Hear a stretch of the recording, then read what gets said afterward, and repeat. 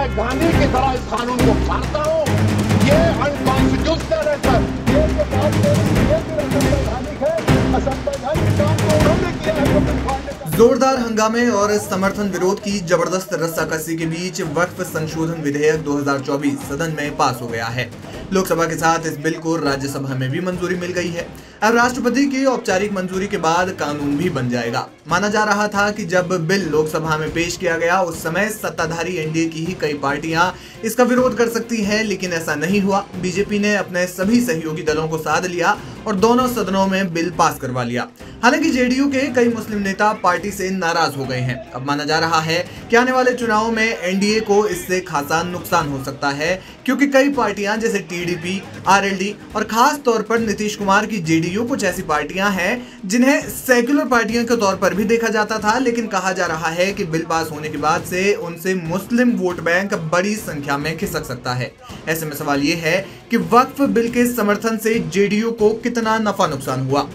वक्फ bill जिस समय सिर्फ लोकसभा में पास हुआ था, राज्यसभा में जिस समय तक बिल को पास नहीं किया गया था या मंजूरी नहीं मिल पाई थी, तभी जेडीयू के कई मुस्लिम नेताओं ने अपनी नाराजगी जाहिर कर दी थी। कद्दावर नेता गुलाम गौस भी पार्टी से नाराज चल रहे थे। नीतीश कुमार के करीबी माने जाने वाले गुलाम रसूल बलियावी ने वक्फ बिल पर पार्टी के रुख पर विरोध जताया था। इसके अलावा मोहम्मद कासिम अंसारी ने इस्तीफा दे दिया था। वहीं इसके बाद मानो मुस्लिम नेताओं के इस्तीफे की झड़ी लग गई। पार्टी में अल्पसंख्यक प्रकोष्ठ के प्रदेश सचिव मोहम्मद शहनवाज मलिक, प्रदेश महासचिव मोहम्मद तबरेज सिद्दीकी अलीग और दिलशान राइन ने अपना त्यागपत्र दे दिया। अब बिल को दोनों सदनों में पास हुए ज्यादा वक्त भी नहीं बीता है कि पार्टी में इतने अल्पसंख्यक नेताओं ने इस्तीफा दे दिया। जाहिर है कि जेडीयू के लिए एक बड़ा झटका है, खासकर तब जब राज्य में कुछ ही महीनों में विधानसभा चुनाव होने जा रहे हैं। जानकार मानते हैं कि भले ही विपक्ष की तमाम कोशिशों के बावजूद बिल सदन में पास हो गया, लेकिन इससे आने वाले चुनाव में एनडीए को बड़ा नुकसान हो सकता है। क्या मुश्किल में फंसी जेडीयू? बिहार में 17% मुस्लिम आबादी है। जेडीयू को मुस्लिम मतदाताओं का अच्छी संख्या में समर्थन प्राप्त है। अब बिहार में विधानसभा चुनाव होने वाले हैं, तो ये लाजमी है कि विपक्षी पार्टियां पुरजोर तरीके से इसे चुनावी मुद्दा बनाएंगी। कांग्रेस, आरजेडी, कम्युनिस्ट पार्टी और बिहार में विपक्ष के अन्य गठबंधन दल इस पर बीजेपी, जेडीयू और एनडीए के अन्य दलों को घेरने की कोशिश करेगी। सियासी जानकार मानते हैं कि इस बिल का समर्थन करने के बाद नीतीश कुमार की पार्टी मुश्किल में फंस गई है और चुनाव में उन्हें बड़ा नुकसान होने की संभावना है।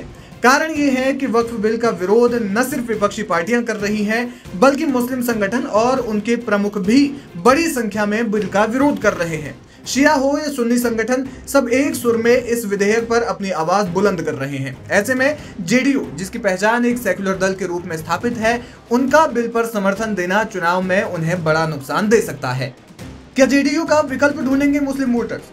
बिहार में मुस्लिम वोटर्स के लिए जेडीयू का विकल्प राष्ट्रीय जनता दल है, जिनका मुस्लिम वोट बैंक बहुत बड़ा है। लालू यादव ने बिल पास होने के साथ साथ कहा था कि मुझे अफसोस है कि मैं सदन में नहीं हूं, नहीं तो मैं अकेला ही काफी था।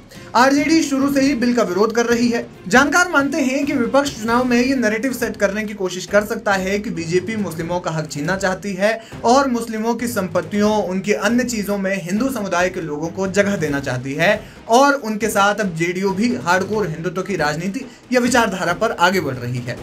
राजनीतिक विशेषज्ञों का कहना है कि विपक्ष ये नैरेटिव बनाने की कोशिश करेगा कि रमजान के दौरान जेडीयू की इफ्तार पार्टी और दूसरी ओर वक्फ बिल पर समर्थन सिर्फ एक सियासी प्रपंच है। इस समय मुस्लिम वोटर सरकार से नाराज हैं और इसी का फायदा उठाया भी जा सकता है। लेकिन सिर्फ जेडीयू ही नहीं, बल्कि ये खेला टीडीपी, एलजेपी रामविलास और जयंत चौधरी की आरएलडी के साथ भी हो सकता है, क्योंकि बिहार में 17% मुस्लिम आबादी के अलावा यूपी में 22% और आंध्र प्रदेश में 12% अल्पसंख्यक हैं। अब बीजेपी चाहे वक्फ बिल को मुस्लिमों की भलाई वाला बिल के रूप में प्रचारित करने की कितनी कोशिश करे, लेकिन विपक्ष ने एनडीए को मुस्लिम विरोधी कटघरे में खड़ा कर दिया है।